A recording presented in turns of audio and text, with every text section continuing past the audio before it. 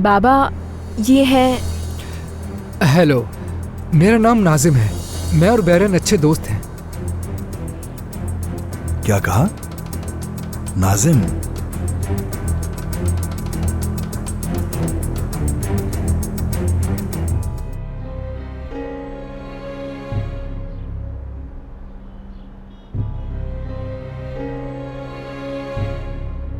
बताओ, तुम्हारी हिम्मत कैसे हुई मेरे ऑफिस के पास आने की, मेरी बेटी से मिलने की? हाँ,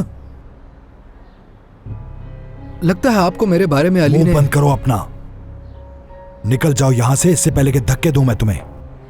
आज के बाद यहां और मेरी बेटी दोनों के आसपास नजर नहीं आना।